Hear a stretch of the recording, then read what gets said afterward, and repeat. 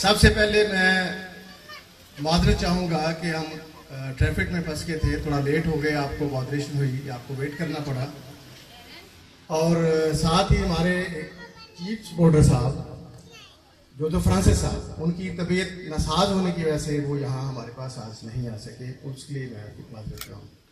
और मलिक साहब का और हमारे बुजुर्गों का ये जोश, ये बलबला, जिस तरह से उन्होंने हमें वेलकम किया, हम कई एमएलए से ऊपर, मैं समझता हूं कि ये उनके मसीही होने का एक सबूत है कि उन्होंने वेट भी किया और कि जो ये जज्बा रखते हैं। जब उन्हें पता चला कि जी इस कॉन्स्टिट्यूएंसी से हमारे मसीही बच्चे, एक हमारा बेटा और बेटी इलेक्शन कंटेस्ट करते हैं, तो वो भरपूर हमायत के साथ हर जगह हमारे पास जा रहे हैं और हमारे साथ लोगों से वोट की अपील कर रहे हैं। हमारे लिए ये बड़ी ही इज्जत अफजाई का मुकाम है। और मेरे भाइयों और बहनों और बच्चों, हमारा इलेक्शन में आना ये इत्फाकिया नहीं है, ये खुदा की मर्जी से है। हम दुआ करके, हमें तकालीफ का पता है, और इस एरिया से हमने इलेक्शन क्यों कंटेस्ट किया है कि इसमें हमारे मसीही बहन भाई मेजॉरिटी में हैं और सबसे ज्यादा नुकसान पिछली गवर्नमेंट ने इसी इलाके में किया है। हमारे सामने 2015 का वाकया है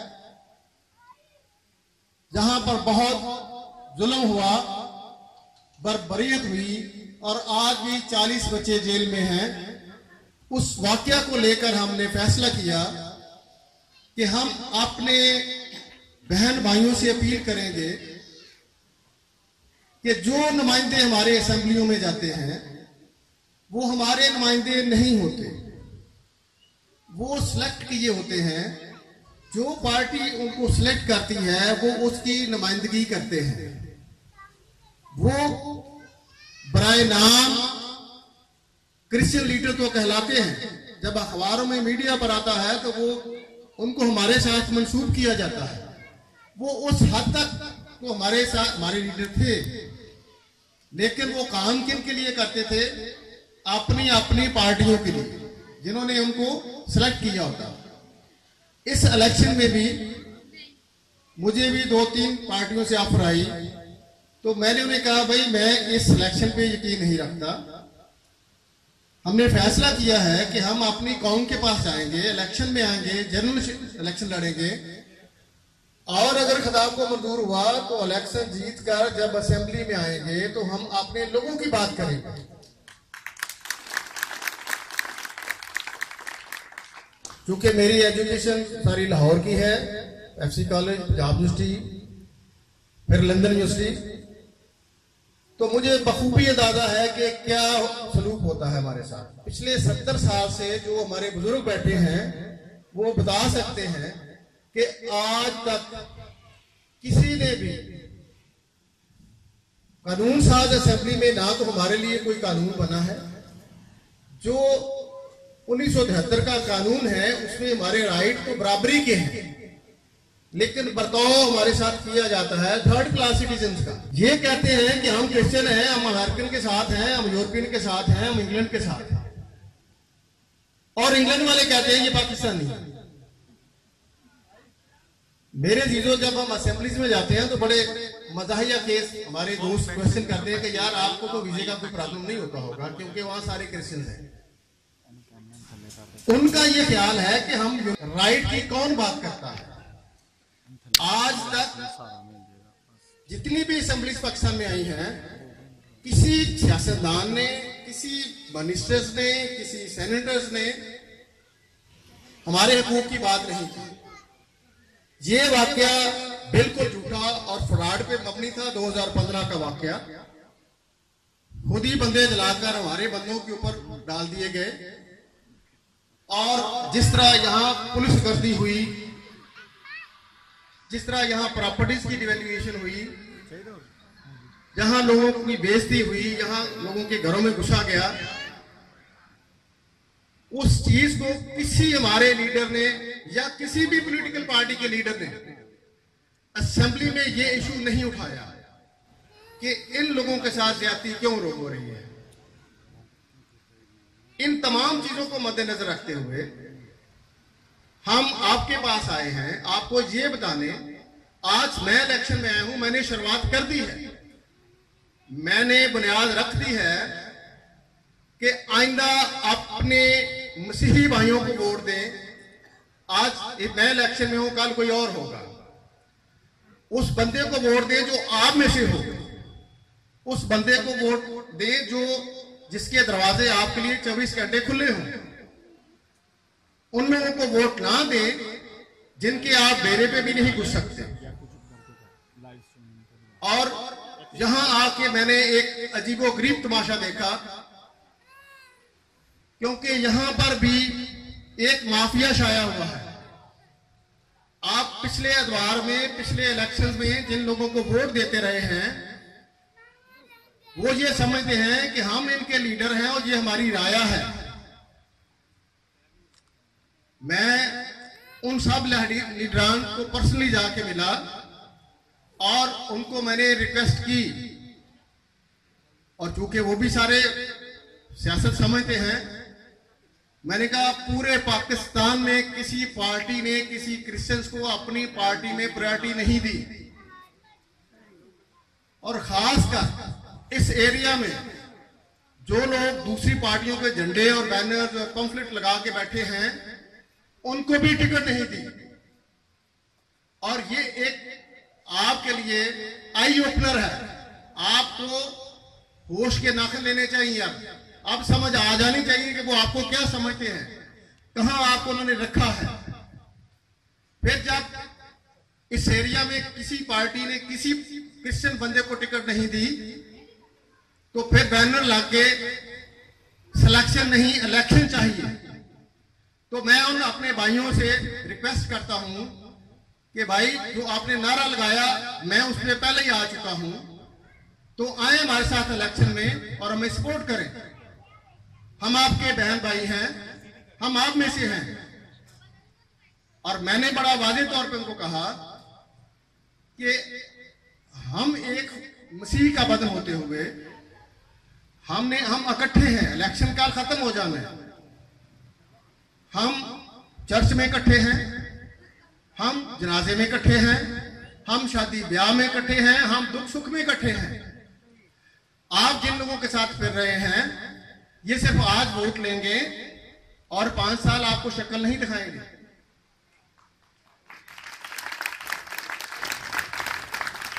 और आपने ऐसा होते देखा, कितने लोग हैं जो पिछले जो एमएनए एमपीए जिनको टिकट दिया था उनको जानते हैं। कितने लोग हैं, क्या किसी एमएनए एमपीए ने किसी का कोई काम किया? अगर काम किया तो वो हाथ दिखाए। मेरे अजीजों, वोट बहुत बड़ी ताकत है।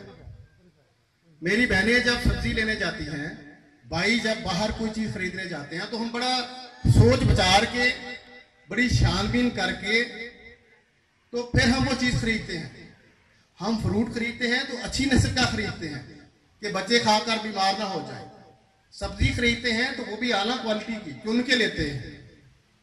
वोट अगले 5 साल के लिए आपने एक लीडर मुंतखब करना है, जिसने आपका, आपके बच्चों का और आने वाली नस्लों का ख्याल रखना है। उस बंदे को वोट दें, उस बंदी का इंतखाब करें, उस बंदे का इंतखाब करें जिसको आप समझते हैं कि ये बंदा, ये बंदी इस काबिल हैं कि हमारे हिफाजत कर सके। हमारा इलेक्शन में आना भी इसी बात की गवाही करता है कि हमने बहुत सारी हार्डशिप बर्दाश्त की है। बीइंग ए क्रिश्चियन स्टूडेंट्स, वकालत में भी, being advocate, being a student और बीइंग ए सोसाइटी में रहते हुए हमने देखा है कि जो बर्ताव होता है मुंह पे कुछ नहीं कहते, मुंह पे सलामी भी करते हैं, बाद में क्या कहते हैं। आपने वो वीडियो वायरल देखी होगी, मैंने भी वो पढ़ी है कि किन अल्फाज से वो आपको पकारते हैं। और फिर भी अगर आप उनके झंडे लगाकर उनके वोट के लिए उनकी रिक्वेस्ट करें तो मैं समझता हूं ये बात शर्म है। इस बात पे हमें सोचना चाहिए। मैं वोट मांग रहा हूं अपने लिए, मेरी बहन वोट मांग रही है अपने लिए, हम एक दूसरे के लिए वोट मांग रहे हैं और अपने लोगों से वोट मांग रहे हैं। हम ये नहीं कहते किसी जाट को वोट दे, किसी के लिए वोट दे, किसी फलाने को दे, फलाने को दे।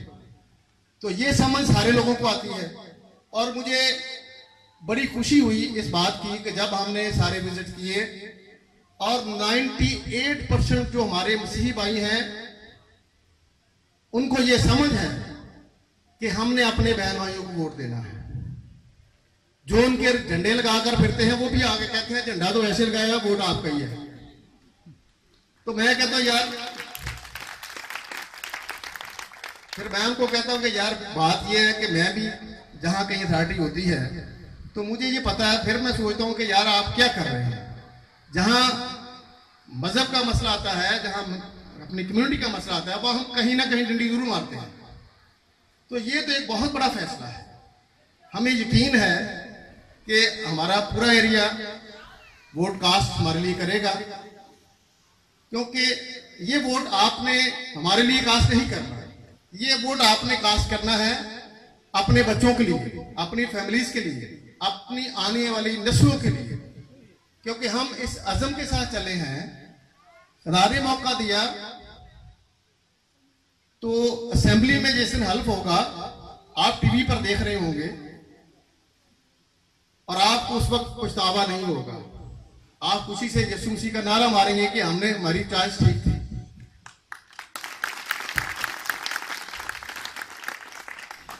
और फिर अगले 5 साल हमारा जो प्लान है वो यही है कि जो हमारे डिस्क्रिमिनेटरी लॉज हमने उन पे बात करनी है। हमारी यंग लड़कियों को क्रिश्चियन किया जाता है, फोर्स कन्वर्जन है, मुसलमान किया जाता है क्रिश्चियन लड़कियों को। और अदालतें उनकी होती हैं, पुलिस उनकी होती है, कोई नहीं पूछता। वो सारे जन्नत में जाने के लिए उनका साथ देते हैं, वो जन्नत खरीदते हैं। हमने इस पे बात करनी है। मेरे अजीजों, हमारे बुजुर्ग बैठे हैं, सियासत भी समझते हैं। हर इलाके में एक अमन कमेटी है, एक पीस कमेटी है, जिसमें सीनियर सिटीजन जो बुजुर्ग हैं वो मेंबर होते हैं, ताकि जो भी मामलात हों उनके एरिया में उनके नॉलेज में लाए जाए। आज तक सुबह साहब कोई है कमेटी यहां पर? 15 साल से जो लोग इलेक्शन जीतते आ रहे हैं, सिलेक्शन असेंबली में बैठ रहे हैं, मैं उनसे पूछता हूं क्या कभी उन्होंने ये पूछा है कि यूनाबाद में पुलिस गर्दी क्यों होती है? बगैर केस के बच्चों को उठा के ले जाते हैं। ये अमन कमेटी का मामला है। इस पे अमन कमेटी ने पुलिस वालों से पूछना होता है, क्योंकि वो नहीं है। और आधे से ज्यादा जो अपने आप को समझते हैं कि हम लीडर हैं, वो पुलिस के टाउट हैं, खुद ही पुलिस को पकड़वाते हैं, खुद ही छुड़वा के ले आते हैं। ये प्रैक्टिस बंद करने के लिए हम इलेक्शन में आए हैं। ये हम बताने आए हैं कि ये भेड़ें जो हैं ये लावारिस नहीं है, ये लोग जो हैं ये लावारिस नहीं है, इनका खुदा जिंदा है। कहते ना जी 12 वरियां बाद धरोड़ी दी भी सुनी जाती है। तो मेरे अजीजों, इस इलेक्शन में आपने बड़ा सोच समझ कर वोट देना है। और एक पास्टर साहब ने जैसे इब्तिदा में कहा कि हम एक बरादरी बने, मसीह में एक हो जाएं। हम मसीह का बदन है, हम बहुत बरादरियों से बढ़कर हैं, हम शाही कानों का फिरका है। इतनी बड़ी कौम होने के बावजूद हम तितर बितर क्यों हैं? हम क्यों नहीं सोचते कि हमने तो बहुत सारे लोग ऐसे हैं जो अपनी एवरेज से ऊपर हो चुके हैं। हमारे पाकिस्तान में जो एवरेज एज है वो 45 है मर्दों की और 40 है लेडीज की। तो बहुत सारे बोनस पे हैं, इसलिए अब सोचने का टाइम है। आप इस पर जरूर सोचें और अपनी आने वाली नस्लों के लिए कुछ कर जाए। इस दफा मैं हूं, नेक्स्ट टाइम कोई और होगा, उसके बाद कोई और होगा। अपने में से लीडर चुने, अपनी कम्युनिटी में से आगे लोगों को लाएं जो आप में से हो और आपके मसाइल समझता हो। तो मेरे जीजो, बाहर से लोग आते हैं, बड़ी बयानियां और वोट शोट खरीद के लेके जाते हैं। मेरे भी उनके साथ तल्लक आते हैं। मैं कहता हूं यार ये क्या तमाशा है, कैसे वोट आप लेते हैं? वो कहते हैं हम वोट लेते नहीं, लोग देते हैं। हम वोट लेते हैं लोगों से, क्योंकि आप भाइयों को सारों को पता है कि जिस तरह से होता रहा और आज भी ये वो प्रैक्टिस जारी है। ये वोट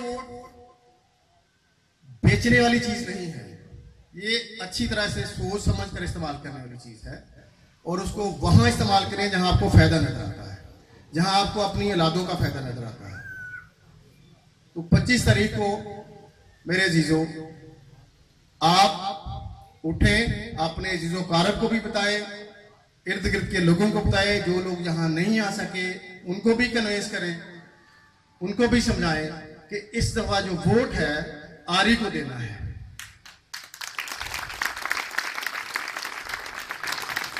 हम क्योंकि एक विजन लेके चले हैं और दुआ करके हम इलेक्शन में आए हैं, तो मेरे जीजो आरी हमें जो निशान मिला है ये भी इत्फाकिया नहीं है।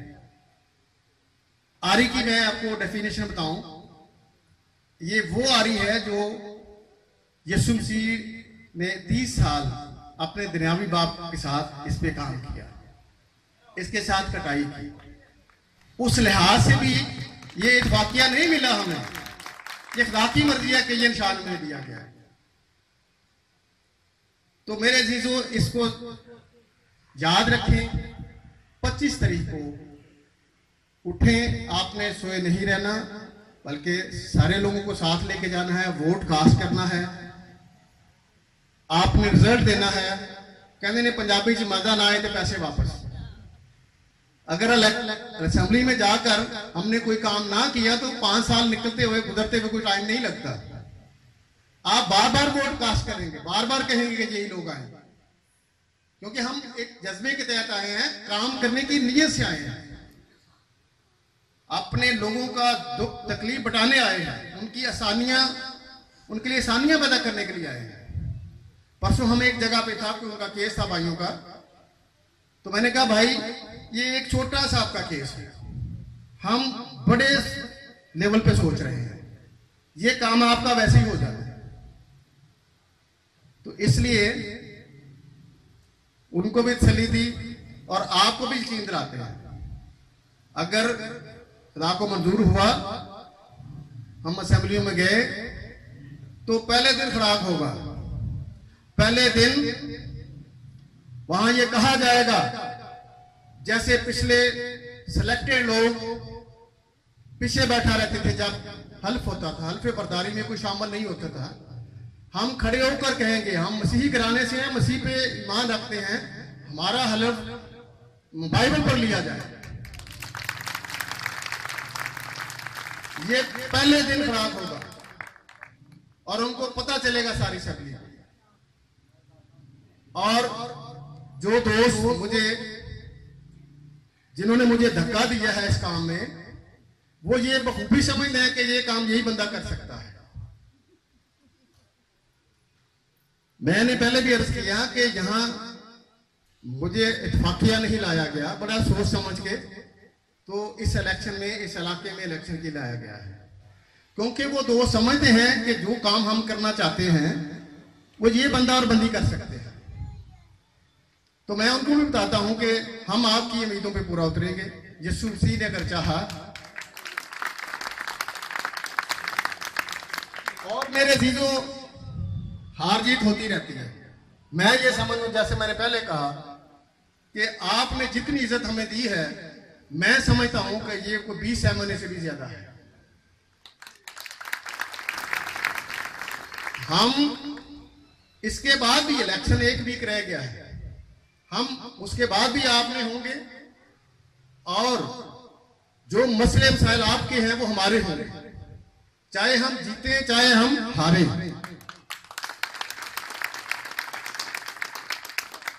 आपका कोई भी काम हो, वो उसको हल करने के लिए कोई भी मसला हो, हम आपके शाना बशाना आपके साथ हैं। Thank you very much.